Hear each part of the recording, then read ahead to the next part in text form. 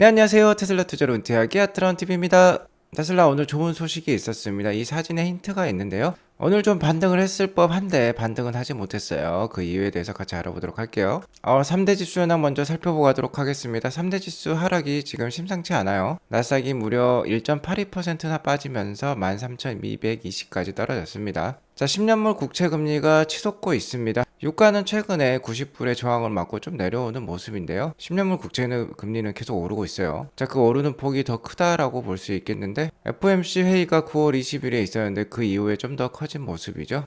자, 10년물 국채 금리가 이렇게 치솟는 건 연준이 FOMC 회의 때 매파적인 스탠스를 보여주었기 때문입니다. 자, 일단 첫 번째로 점도표에서 알려주었던 건 올해 예상 금리가 5.75%까지도 올라갈 수 있다. 즉 연내에 금리 인상 한 번 더 있을 수 있다라고 얘기를 했죠. 이는 시장의 예상과 반대되는 모습이죠. 시장은 연내 금리 인상은 더 이상 없는 것으로 지금 여겨지고 있는데요. 연준은 좀 다른 생각인 것 같아요. 자, 그리고 내년도 금리 수준 역시 연준은 좀 높였습니다.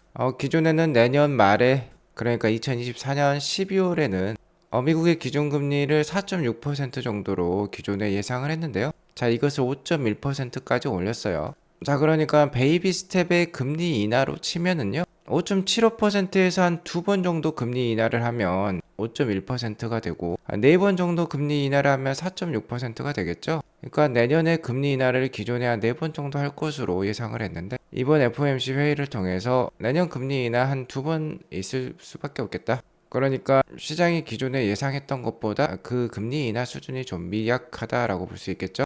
즉, 연준은요, 아직까지 미국 경제가 튼튼하고 인플레이션 상황도 지속이 되고 있고 최근 유가의 움직임도 심상치 않죠. 자, 그렇기 때문에 고금리 수준을 오랫동안 유지할 가능성이 높다라고 얘기를 하고 있어요. 자, 이러자 국채금리가 이렇게 치솟기 시작한 것이죠. 국채금리 상승은 나스닥에 안 좋은 영향을 줄 수밖에 없습니다. 나스닥 성장주의 주가 할인율을 높이는 요인이라고 볼 수 있겠죠.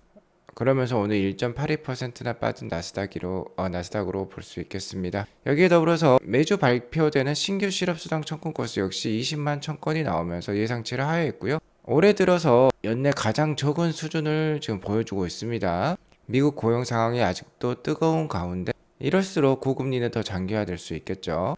그러면서 불난집의 부채질한 격이다라고 볼 수 있겠어요. 그러면서 나스닥이 오늘 많이 빠졌어요. 오늘 장의 현황을 보면 모든 주식이 다 빠졌습니다. 일부 헬스케어, 그러니까 바이오 주식을 제외하고는 대부분 빠졌다라고 보시면 되겠습니다. 테슬라 역시 매크로 상황 때문에 2.62% 빠진 그런 하루였다라고 볼 수 있을 것 같아요. 오늘 충분히 반등할 만한 요인이 있었음에도 불구하고 주가가 빠졌다라고 볼 수 있겠습니다. 그리고 나스닥 일봉 차트를 보면 그 하락세가 더욱더 짙어지는 모습이에요. 저번 주 금요일에 이 51선이 빨간색 선을 깨고 내려오면서 이번 주 주가 흐름 안 좋을 수 있다라고 제가 계속 말씀을 드렸는데요. 자, 확실히 이 51선 이하로 내려앉은 모습입니다. 13,500선이 1차 지지라인으로 볼 수 있었는데 이는 이미 깨버린 상황이고요. 자, 두 번째 지지라인으로는 13,100선을 들 수 있겠어요. 이 13,100선 정도에서는 기술적 반등이 충분히 있을 수도 있습니다. 지난 한 3개월간 유지가 되었던 저점이라고 볼 수 있겠어요. 만약 이를 깨고 더 내려간다라고 치면 12,500선까지도 열어두고 보수적인 투자 이어나가시면 좋을 것 같습니다. 그 이유에 대해서는 제가 지난주 그리고 이번 주에 계속 얘기를 해드리고 있죠. 연준이 내년까지는 고금리가 장기화될 것이라고 으름장을 놓은 상황이지만 나스닥은 이미 연초 올해 3월 달에 이렇게 골든 크로스가 나오면서 어느 정도 대세 상승 분위기를 만든 상황이에요. 테슬라와 같은 성장주들 역시 모델 3 리프레쉬라든지 사이버트럭 론칭이라든지 이런 것들 때문에 내년에 더욱더 선장이 예상이 돼요. 기술주들, 성장주들의 미래 가치를 믿을 수 있다라고 하면은 조정 시에는 저가 추매를 계속 진행하시는 게 나스닥 투자에서는 유리하다라고 말씀을 드릴 수 있을 것 같고요. 어제 FOMC에서 미 연준은 금리를 동결을 했습니다.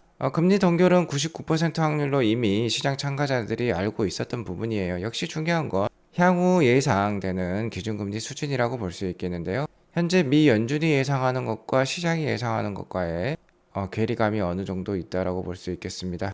특히 연준의 예상에 따르면 내년 말까지 5%대 초반의 기준금리, 그러니까 계속해서 한동안 고금리를 유지한다라는 그런 예상을 하고 있고요. 시장 예상은 다르죠.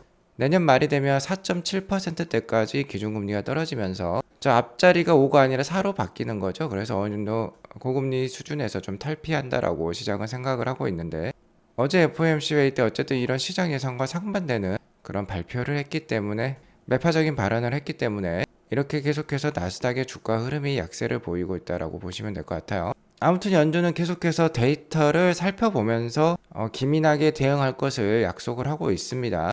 그렇게 해서 그러니까 계속해서 발표된 물가와 고용 상황이 중요하다라고 볼 수 있겠어요. 연준의 매파적인 발언에 따라서 연내 금리 인상될 확률이 좀씩 올라가고는 있습니다. 11월 1일에 금리 발표가 한 차례 더 연준 FOMC 회의로부터 있을 건데요. 어제는 금리 인상 가능성이 28.4%였는데 오늘은 31.4%로 소폭 오른 모양이 나오고 있어요.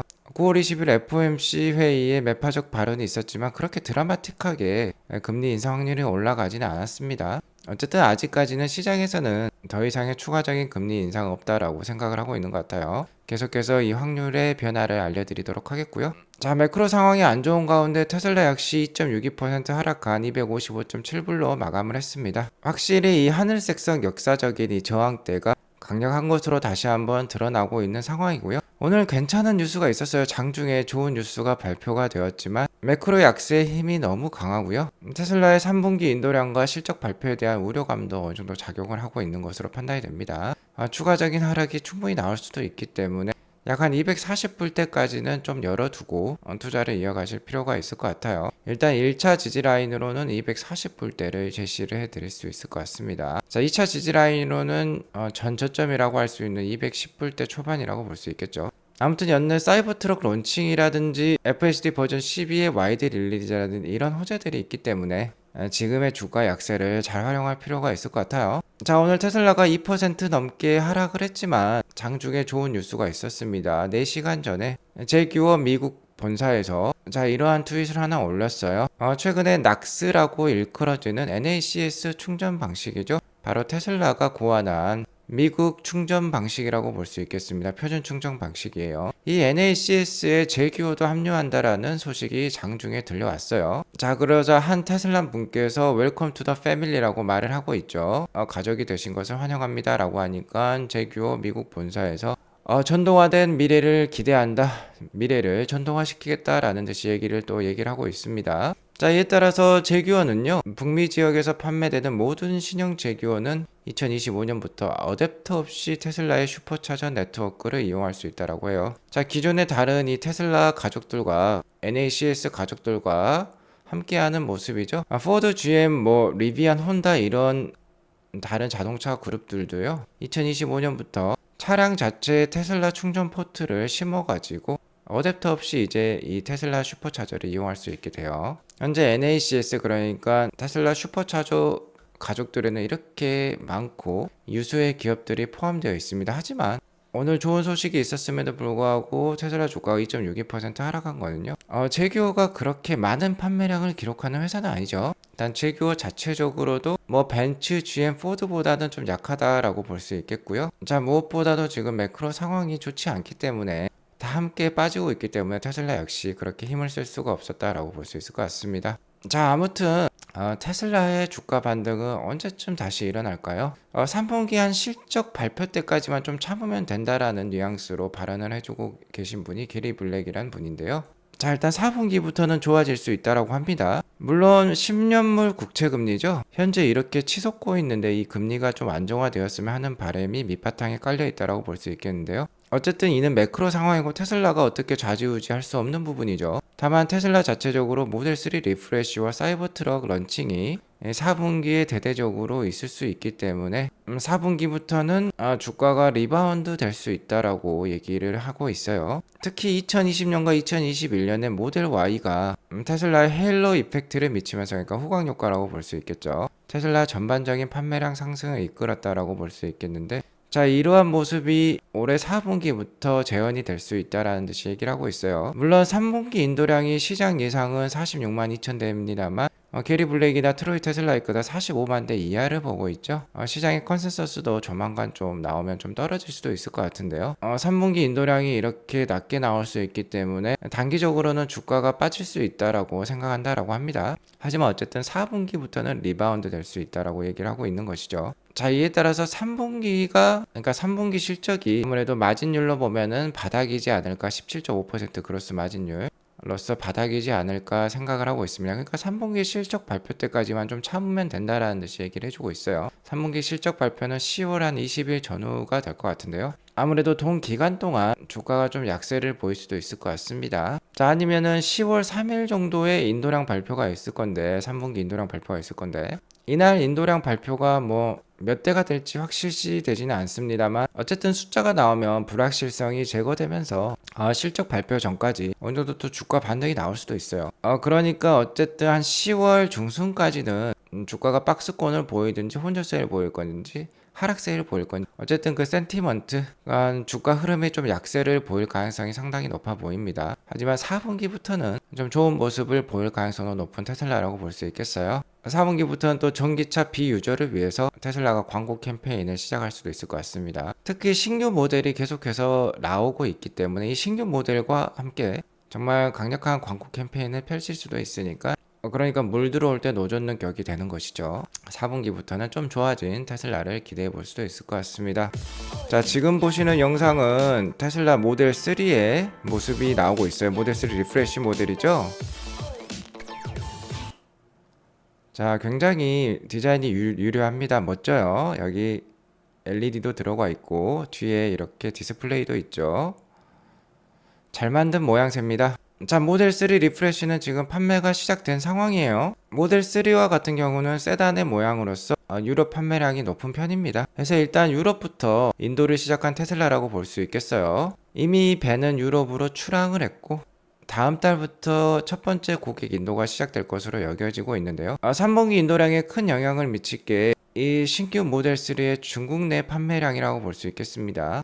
트로이 테슬라이크는 9월 달에 중국 내 인도량이 그래도 9,000대까지도 기록할 수 있을 것이라고 얘기를 하고 있는데요. 아직 그 정확한 수치는 파악이 되지 않고 있는 가운데 중국 내에 이렇게 배송이 되고 있는 모델 3 리프레시가 포착이 되고 있어요. 여기 보시면 모델 3 뒷모습에 리프레시 뒷모습에 중국어가 적힌 모습도 나오고 있습니다. 자, 하지만 테슬라 차님도 얘기를 해주고 있지만 Can't wait for the first quarter라는 말이 있죠. 그러니까 이 말인즉슨 4분기 판매량을 기대한다라는 겁니다. 3분기 판매량은 어쨌든 중국 내 판매량은 좀 미약할 것으로 생각이 돼요. 하지만 앞서 말씀드렸듯이 4분기를 기대할 만하다라고 했죠. 3분기 인도량은 전체 인도량이 45만 대를 밑돌면서 약세가 예상이 됩니다만 4분기부터는 모델 3 리프레시가 본격적으로 판매가 되면서 한 47만 대에서 50만 대까지도 인도량을 기록할 것으로 예상이 돼요. 47만 대 이상은 기록을 해야지 테슬라가 180만 대라는 올해 목표 숫자를 또 맞출 수 있기 때문에 충분히 4분기는 더 기대된다라고 볼 수 있겠습니다. 자, 그리고 여기 보면 중국어로 된 모델 3 리프레시 포스터가 하나 나와 있는데요. 자, 이제 이 모델 3 리프레시를 중국에서 시승을 해볼 수 있다라고 뉴스가 나오고 있습니다. 좀 전에 영상에서도 보셨듯이 상당히 상품성이 강화가 됐어요. 디자인도 훨씬 멋있어졌기 때문에 정말 잘 팔릴 것으로 예상이 됩니다. 시승해보면 정말 더 잘 팔릴 것으로 예상이 돼요. 자, 그러니까 생산량만 받쳐주면 4분기 인도량 역대급을 기록할 것으로 예상이 됩니다. 자, 여기에 더불어서 사이버 트럭도 있죠. 사이버 트럭이 현재 프리몬트 공장이 테스트 트랙에서 지금 이렇게 돌아가고 있는 모습이 나오고 있습니다. 이 엄청난 이 곡선을 빠르게 돌아가고 있고요.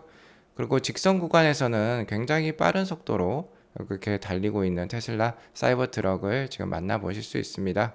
사이버 트럭은 현재 이미 200만 대 이상의 프리오더 선주문을 받아놓은 상황이고요. 매드부시의 댄 아이브스에 따르면 내년 테슬라 사이버 트럭의 판매량을 최소한 15만 대 정도로 잡고 있어요. 월가의 컨센서스가 9만 대 수준밖에 안 되는데요. 15만 대 이상 판매가 된다라고 하면은 인도량 면에서나 실적 면에서나 큰 도움이 될 것입니다. 마진율에 있어서도 도움이 될 것으로 판단이 되고요.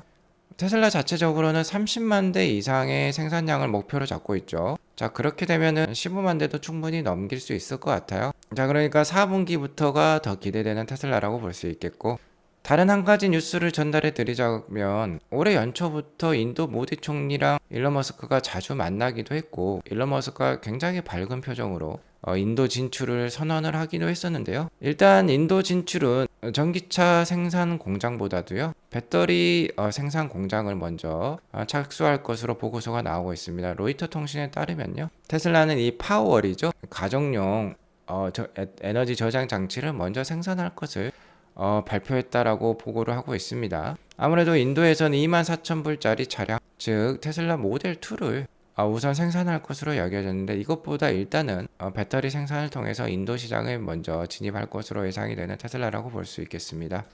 투자에 참고하시기 바라겠고요. 자, 현재 테슬라 주가가 약세인 게 맞습니다. 하지만 4분기가 기대가 되고 내년이 더 기대가 되고 2027년 아마도 그때 테슬라의 안드로이드, 휴머노이드 로봇이죠. 옵티머스 로봇도 2027년에 나올 수 있기 때문에 2027년까지도 기대를 해보고요. 2030년에는 많은 로봇 택시들이 전 세계를 누비고 다닐 것입니다. 그때까지 잘 버티면서 투자를 이어나가셔야 될 것 같아요. 왕관을 쓰려 이제 그 무게를 견딜 필요가 있겠죠. 오늘 이것으로 방송 마칠게요. 오늘 방송 도움이 되었으면 구독과 좋아요 알람 설정 꼭 눌러주시기 바라겠습니다.